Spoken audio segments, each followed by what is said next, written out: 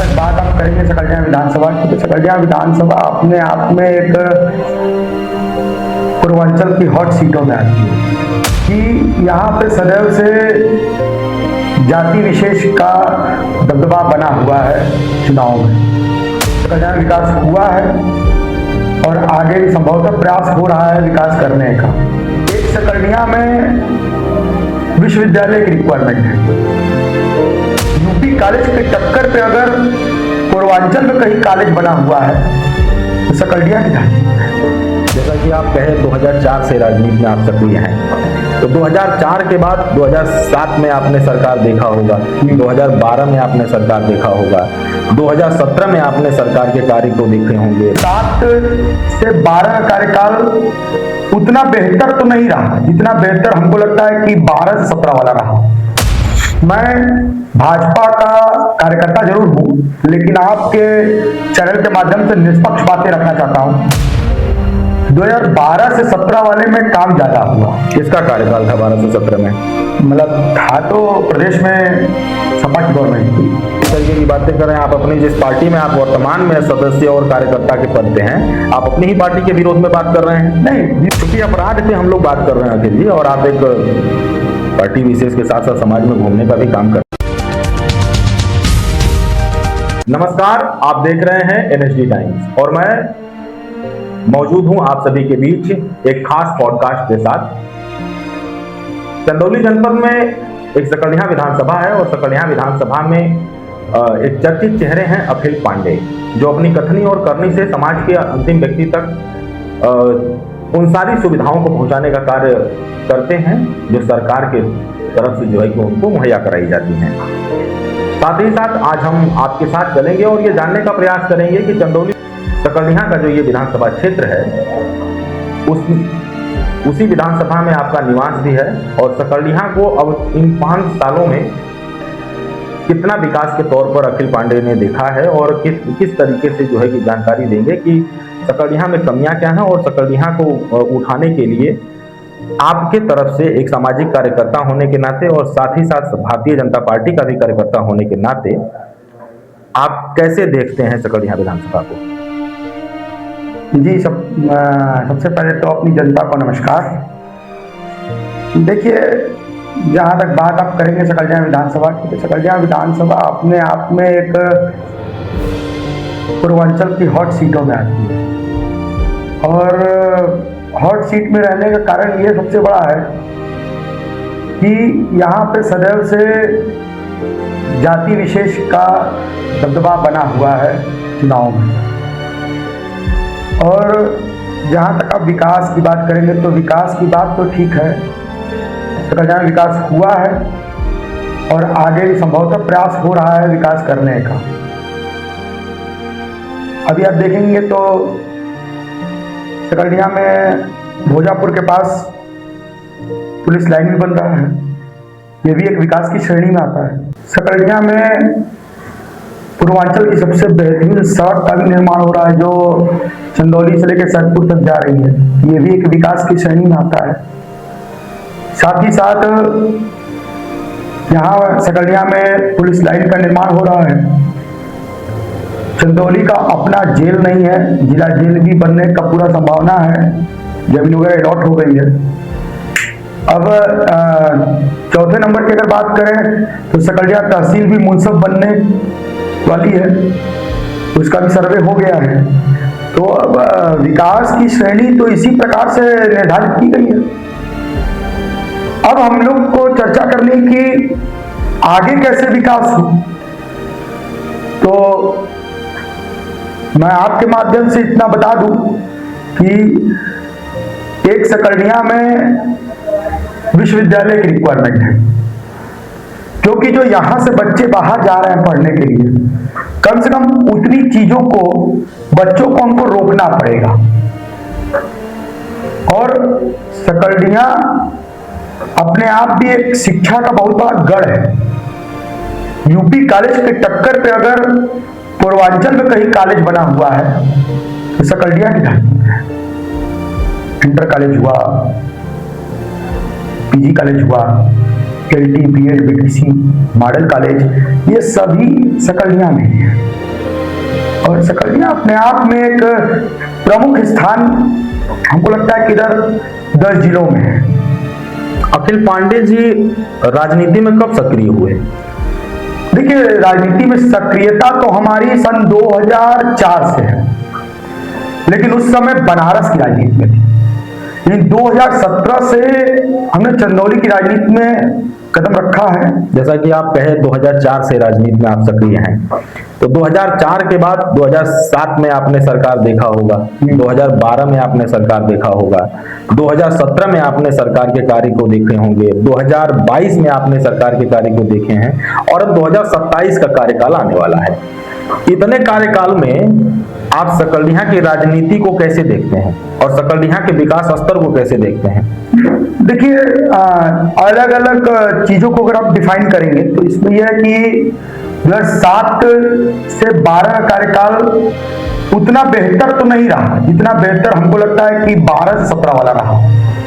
मैं भाजपा का कार्यकर्ता जरूर हूं, लेकिन आपके चैनल के माध्यम से निष्पक्ष बातें रखना चाहता हूं। 2012 से 17 वाले में काम ज्यादा हुआ। किसका कार्यकाल था 12 से 17 में? मतलब था तो प्रदेश में सपा की गवर्नमेंट थी, लेकिन जो कार्य 12-17 वाला हुआ वो ज्यादा बेहतर साबित हुआ, क्योंकि जितनी भी परियोजनाएं लगभग आई वो 12-17 वाले में ही आई।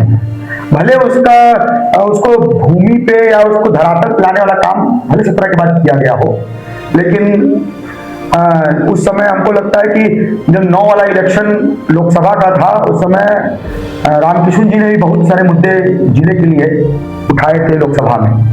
उन सबका भी क्रियान्वयन लगभग 14 के बाद ही शुरू हुआ। तो आप इस तरीके की बातें कर रहे हैं, आप अपनी जिस पार्टी में आप वर्तमान में सदस्य और कार्यकर्ता के पद पे हैं, आप अपनी ही पार्टी के विरोध में बात कर रहे हैं? नहीं, विरोध की बात, क्योंकि पार्टी आपकी ये अक्सर कहती है कि जितना कार्य वर्तमान सरकार में हुआ है उतना कार्य किसी सरकार में नहीं हम हुआ। कह रहे हैं वर्तमान सरकार में काम हुआ, काम बहुत हुआ, लेकिन जरूरी नहीं कि वो सारा काम सकलडीहा में ही हुआ। हम सकलडीहा में रह रहे हैं तो हम तो इसको अगर नोटिस करेंगे या इसके बारे में विश्लेषण करेंगे तो हम शुरू से लेकर आज तक करेंगे ना। ये थोड़ी ना है कि हम आज का ही केवल देखेंगे कि क्या हुआ क्या नहीं हुआ। प्रदेश स्तर पे आपका सर्वे हो सकता है कि आपने बहुत अच्छा काम 10 सालों में दिया है, ये प्रदेश स्तर का सर्वे हो सकता है, लेकिन जरूरी नहीं कि हमारे लोकल लेवल पे भी यही सर्वे जमीन पे उतर रहा है। एक था, कमी थी 12-17 वाले में कि सकलडीहा में कुछ अपराध शुरू हुआ था जाति विशेष से, लेकिन बहुत प्रभावशाली नहीं हो पाया था। अभी सकलडीहा के अपराध में क्या कमी आई है, आपको क्या लगता है? नहीं, सकलडीहा में नहीं, पूरे प्रदेश में अपराध इस समय खत्म ना के बराबर है, और अपवाद तो हर जगह जीवित है। कुछ लोगों के शब्दों में हम लोगों ने यह भी सुना कि जितने भी इस समय आपराधिक तंत्र के लोग हैं इस समय चंदौली में शरण पा रहे हैं, इस पर क्या कहेंगे आप? चंदौली में शरण पा रहे हैं, चंदौली में शुरू से अपराधी शरण पाए हैं। मतलब अपराध का गढ़ मान, तब तो आप साबित कर रहे हैं कि चंदौली अपराध का गढ़ नहीं है, फिर कैसे शरण पा रहे हैं? वो शरण पा रहे हैं क्योंकि प्रशासन को शरण दे रही है। चंदौली का दायरा बहुत बड़ा है। आप सीधा सीधा आरोप प्रशासन पे लगा रहे हैं कि प्रशासन ही अपराध को बढ़ावा दे रही है। आखिर प्रशासन नहीं चाहेगी तो अपराध बढ़ेगा कैसे? प्रशासन अगर नहीं चाहेगी तो आप 100 रुपया चोरी नहीं कर सकते। अगर प्रशासन नहीं चाहेगी तो प्रशासन के हाथ बहुत तगड़े होते हैं, और प्रशासन वास्तव में, अगर प्रशासन की निगाह अगर आपके ऊपर है तो आप इस बात को विश्वास रखिएगा कि अपराध हो ही नहीं सकता। क्योंकि अपराध पे हम लोग बात कर रहे हैं अखिल जी, और आप एक पार्टी विशेष के साथ साथ समाज में घूमने का भी काम करते हैं। हाल ही में अभी कुछ विगत महीनों पहले जो है कि आपके मुगल सराय जो एक बड़ा मार्केट और बड़ा एशिया का जंक्शन जाने वाला मुगल सराय डीडीयू जंक्शन के नाम से जिसको जानते हैं, अब वहां पे एक दवा व्यापारी की हत्या होती है, और हत्या होने के बाद अटकलें काफी तेज होती हैं कि वो जो अभी वर्तमान में जो सिंडिकेट जो दवा का कफ सिरप वाले मामले से भी उसको जोड़ा जाता है, फिर उसको भूमि विवाद के मामले में भी उसको जोड़ा जाता है, फिर उसके बाद अचानक एसपी साहब आते हैं और जब उसका खुलासा करते हैं तो उस खुलासे पर भी जो है कि जिस व्यक्तियों को गिरफ्तार करके लाते हैं उन व्यक्तियों के तरफ से भी प्रशासन को घेरे में लिया जाता है कि जल्दबाजी में प्रशासन ने जो है कि ऐसा कदम उठाया और सही आरोपी नहीं पकड़े गए। देखिए, हमारे देश का या न्याय प्रणाली की ये विडंबना रही है कि न्याय सही और तत्काल नहीं होती।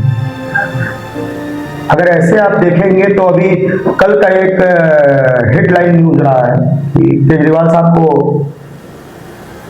बरी कर दिया गया। आखिर इतना लंबा जेल में रहने के बाद आज आप बरी कर रहे हैं तो क्या न्यायपालिका पे प्रश्न नहीं उठेगा? हम लोग न्याय से बहुत दूर हैं। अब जो भी लोग कफ सिरप में इन्वॉल्व थे उस पर स्वयं मुख्यमंत्री जी ने संज्ञान लिया। मुख्यमंत्री जी ने इसको बड़ा दमदारी के साथ विधानसभा में भी इस मुद्दे को रखा कि जो भी लोग इसमें दोषी हैं उनको नहीं बख्शा जाएगा। तो कोई चीज प्रोसेस में आने में थोड़ा सा तो टाइम लगेगा। हो सकता है कि जो पकड़े गए वो सही ना हो, या हो सकता है जो पकड़े गए हों वो सही व्यक्ति की पहचान बताए। तो कोई ना कोई काम तो होगा, निर्णय होगा और जल्दी होगा। अब जो विलंब हो रहा है, काफी तरीके की चीजें हैं, उसमें विलंब हो रहा है। बीच में एसआईआर आ गया, पूरा प्रदेश एसआईआर में इस समय डिस्टर्ब है। जैसा कि आपके नाम के पीछे एक मामला अभी भी वर्तमान में देश में चल रहे हैं, कुछ मुद्दे यूजीसी को लेकर के, ब्राह्मणवाद को लेकर के और जातीय हिंसा भड़का करके एक दूसरे के वैमनस्यता फैलाने का आप आए दिन मीडिया रिपोर्ट्स में देख रहे होंगे। आप ब्राह्मण किसको मानते हैं? देखिए, ब्राह्मण के दायरे क्या हैं? ब्राह्मणवत तो होता क्या है? देखिए, ब्राह्मण सीधी सी चीज है। इसको दो कैटेगरी में आप डिफाइन करिए। पहला ब्राह्मण वो है जो ब्रह्म ज्ञान रखता है। ब्रह्म ज्ञान मतलब जिसको वास्तव में वेद की संपूर्ण ज्ञान। दूसरी बात कि ब्राह्मण को मांस मदिरा का सेवन से हमेशा दूर रहना चाहिए, क्योंकि समाज सबसे अधिक दूषित मांस मदिरा से ही है। और यदि ब्राह्मणवाद है तो इसमें बुराई क्या है? ब्राह्मणवाद तो अच्छी चीज है। हम या ब्राह्मण होने के नाते कह रहे हैं? नहीं, ब्राह्मण एक जाति नहीं है, ब्राह्मण एक विचारधारा है। ब्राह्मण को जाति में इन्वॉल्व कोई ना करे। ब्राह्मण को जाति बोल के ब्राह्मण का अपमान होगा। ब्राह्मण एक विचारधारा है। तो उस विचारधारा का विरोध क्यों है? विचारधारा का विरोध इसलिए है क्योंकि सदैव से आप देखते आए हैं कि हर अच्छे काम का विरोध होता है, बुरे काम का सहयोग। तो ब्राह्मण का कोई इसमें वो नहीं है, ब्राह्मणवाद होना चाहिए। क्योंकि इससे अगर आप देखेंगे तो जो हमारे शरीर के अंग बनाए गए हैं, तो हम बोलते हैं कि गर्दन से ऊपर का अंग ब्राह्मण का है, इसलिए क्योंकि वो ज्ञान का भंडार है। इसको आपको किसने बताया? ये तो हम लोग भी पढ़ेंगे, ठीक है, ऊपर का है, ज्ञान का भंडार होता है, लेकिन कुछ जो इस समय के जो लोग हैं, जो वर्तमान में जिस तरीके की बातें निकल के सामने आ रही हैं कि आपने मनुस्मृति पढ़ा है, इसी मनुस्मृति का विरोध हो रहा है कि आप उसी को पढ़ करके ये सारी चीजें आप कर रहे हैं।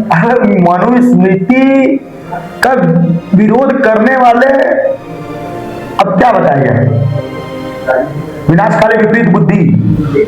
रामधारी सिंह दिनकर ने लिखा है कि जब नाश मंच पर छाता है पहले विवेक मर जाता है। उनका विवेक मर गया है।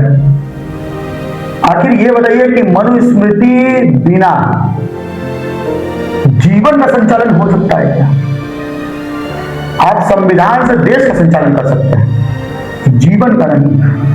आपका वर्ग और आपके लोग ये बातें कह रहे हैं, लेकिन वो अगर न मानने को अगर तैयार है तो उस स्थिति में क्या किसी को दबाव दे करके चीजों को मनवाना ये उचित है?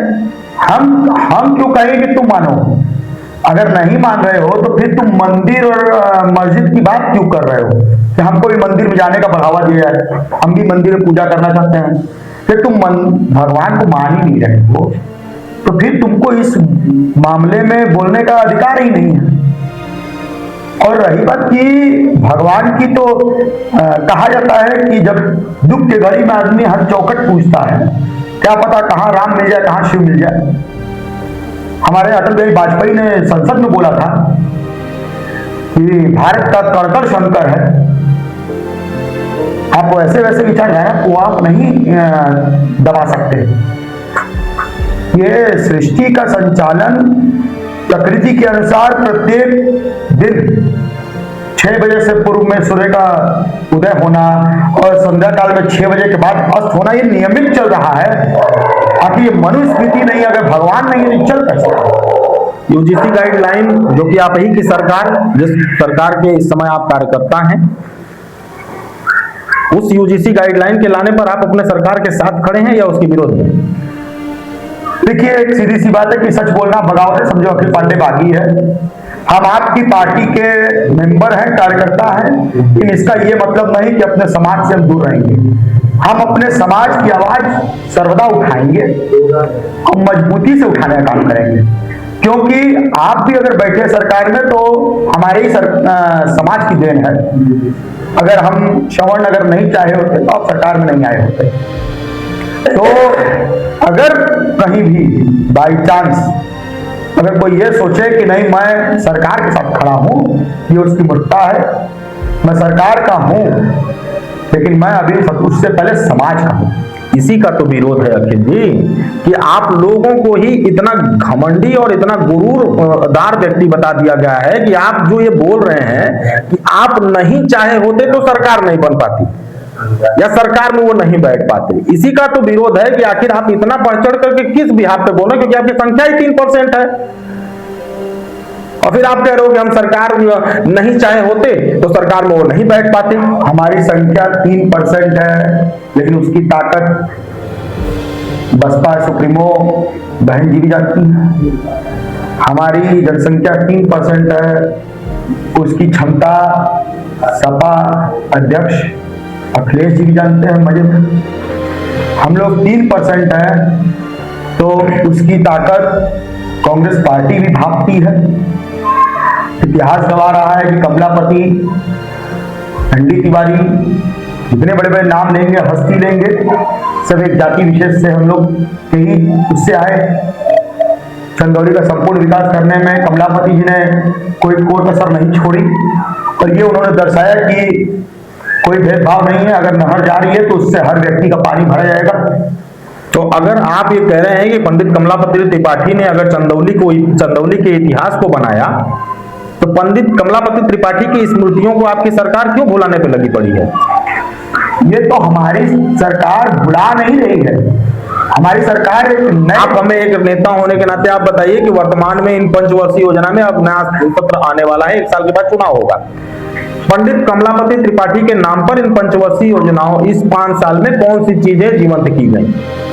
एक तरफ मनोज सिंह डब्लू जी आरोप लगाते हैं कि जो पंडित कमलापति त्रिपाठी जो अस्पताल बने हुए थे उसको जो है कि वहां से हटा करके दूसरे जगह लेके जाया जा रहा है, उसको बंद कराने की रणनीति चल रही है। ऐसा क्यों हो रहा है?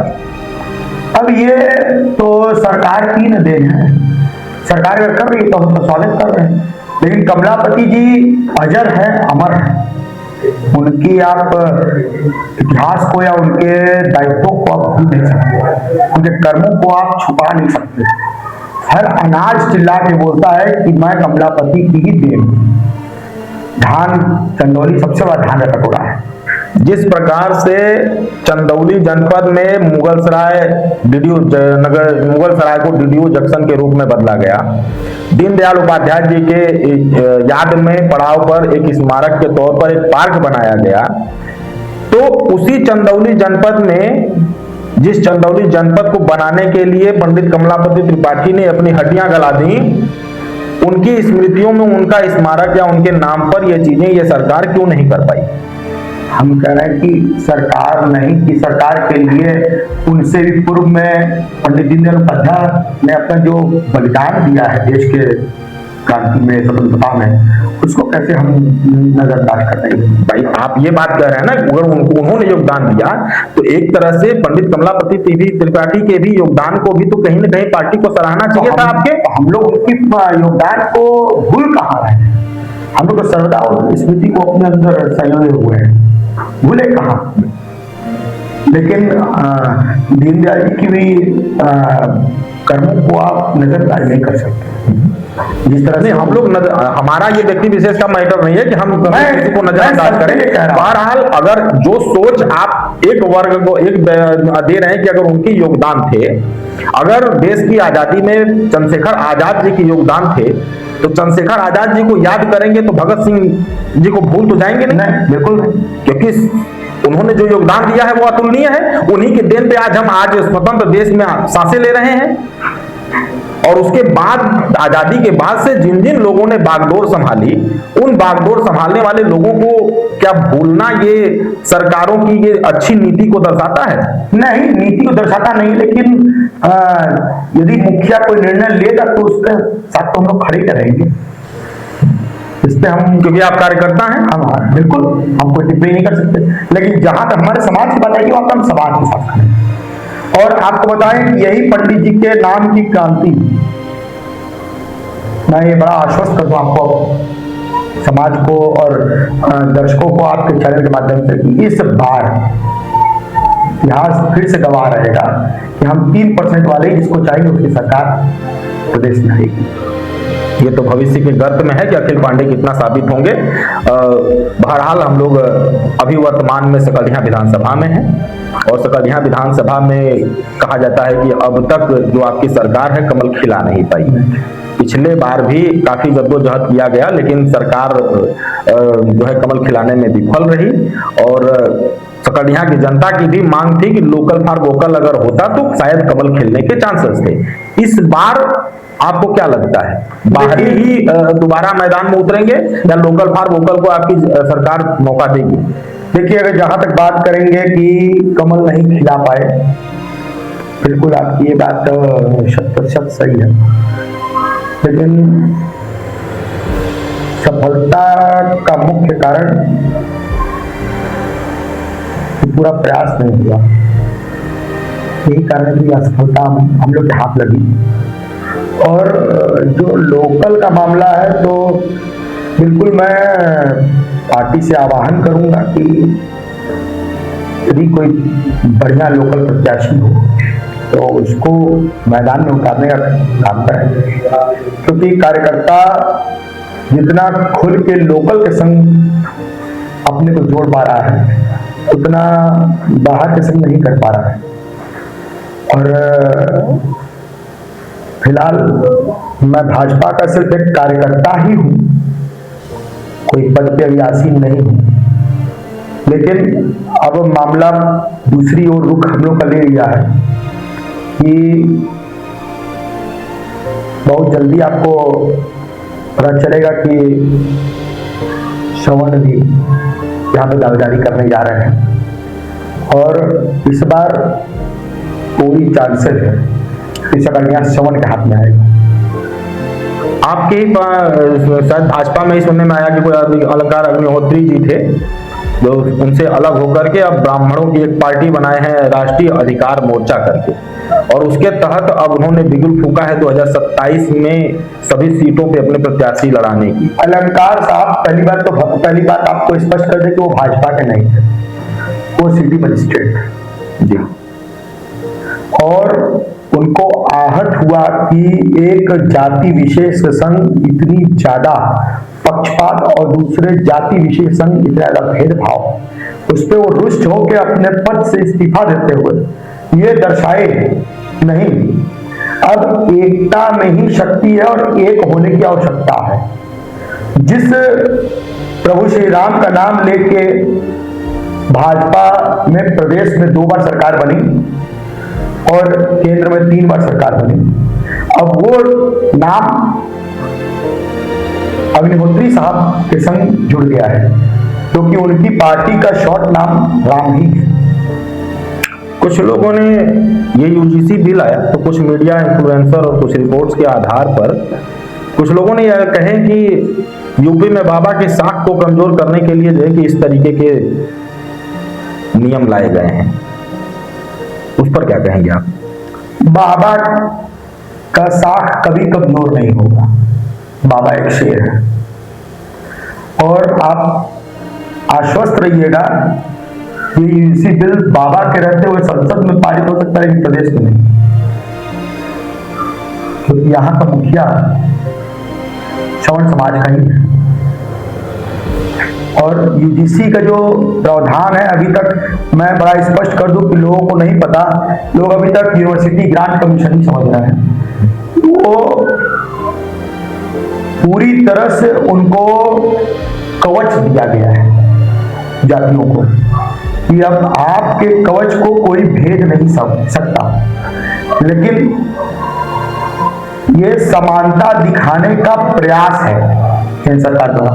लेकिन सामान्य बनाने के लिए सबसे पहली चीज कि आप सबको एक ही कैटेगरी बना दीजिए कि परीक्षा अब अलग अलग कैटेगरी, अलग अलग और उसमें नहीं होगी, एक ही कैटेगरी रहेगी जनरल, तब आप सबको एक कर पाएंगे, उसके पहले एक नहीं कर सकते। अपने अब तक के कार्यकाल में आप जो 2004 से लेकर के अब तक आप जो राजनीति सफर आपने तय किया, आप मेरे चैनल के माध्यम से सकड़िया के साथ साथ अन्य जगहों पे भी आप जाएंगे, क्या अपील करना चाहेंगे इस बार सकड़िया की जनता से आप? बस अपील में एक ही लाइन करेंगे कि देखो, हम वोट देते समय इंडियन हैं, भारतीय हैं। जब पार्टी चुनना होता है तो हिंदू मुसलमान के नाम पे पार्टी चुनी जाती है, और जब योजना का लाभ लेना होता है तो बैकवर्ड और फॉरवर्ड के नाम पे योजना का लाभ लोगों को मिलता है। तो एक बात स्पष्ट कर दें कि जहां समाज जाएगा वहां हम जाएंगे, और हम भी आपसे यही अपील करेंगे कि जहां न्याय होगा वहीं आप आना, क्योंकि धर्म की सदैव जय हुई है। धर्म की अजय आज तक कभी हुई नहीं है, और अगर कहीं विद्वान व्यक्ति कह रहे हैं कि धर्म वहां है तो आप भी वहीं चलना, आप किसी के बहकावे में आने की आवश्यकता नहीं है। ये थे हम लोगों के बीच चंदौली जनपद में एक कद्दावर कार्यकर्ता के तौर पर भाजपा के